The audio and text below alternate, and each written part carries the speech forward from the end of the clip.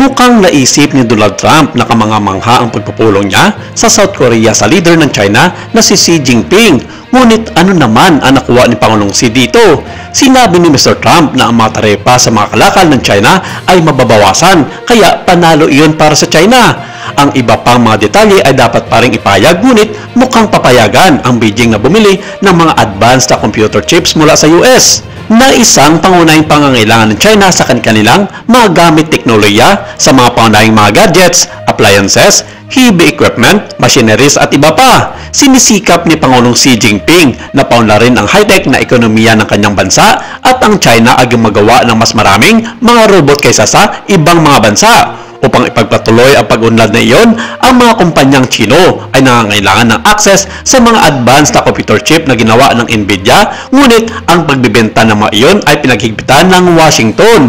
Sinabi ni Trump na makikipag-usap ang Beijing sa CEO ng Nvidia at ang mga otoridad ng US ay magsisilbing isang uri ng referee. Bagaman sinabi ng Pangulo ng US na hindi kasama sa mga talakayang iyon ang Blackwell chip na sinasabing pinakamahusay ng Nvidia para sa AI dahil ayon sa mga eksperto, isa ito sa mga key component ng US na hindi pwedeng makuha ng mga Chino. Isa pa sa mga hindi na pagkasunduan ni Trump at Xi Jinping sa usaping ito sa South Korea ay ang sigalot sa South China Sea, kung saan patuloy ang sagupaan ng mga barko ng US at China sa pinag-aagawang teritoryo kasama ang mga kalyado na Pilipinas, Malaysia at Vietnam. Sabi ng US State Department na hindi nagkasundo ang dalawang leader sa mga ninanais at sistema ng bawat bansang sangkot sa nasabing agawan ng teritoryo, at sinabi nitong may pangalawang pag-uusap pa ang dalawang leader sa susunod na taon ng Abril sa imbitasyon ni Xi Jinping kay Pangulong Trump na bumisita sa Beijing.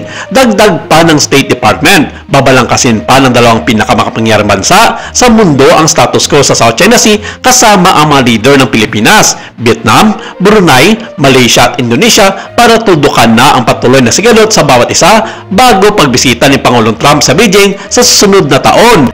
Sa nasabing pag-uusap ng dalawa sa South Korea, ginamit din ng Beijing ang chokehold nito sa mga rare earth bilang pangunahing economic leverage. Sinabi ni Mr. Trump na magkakaroon na walang roadblock at ang kalakalan ng mga rare earth na metal ay naayos na, ngunit walang gaanong anunsyo mula sa mga Chinese.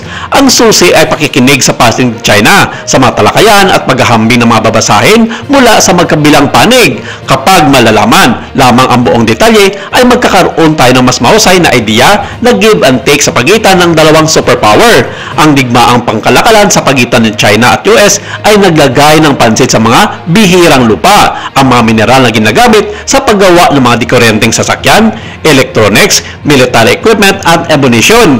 Hinigpitan ng China ang paghawak nito sa mga rare earth export sa mga nakarang buwan, isang hakbang na nagdulot ng malaking dagok sa US na ang mga industriya ay lubos na nakadepende sa pag-import ng malagang metal. Sinabi ng mga analyst na ginagamit ng China ang pangingibabaw nito sa industriya bilang pangunahing bargaining chip sa mga trade talks.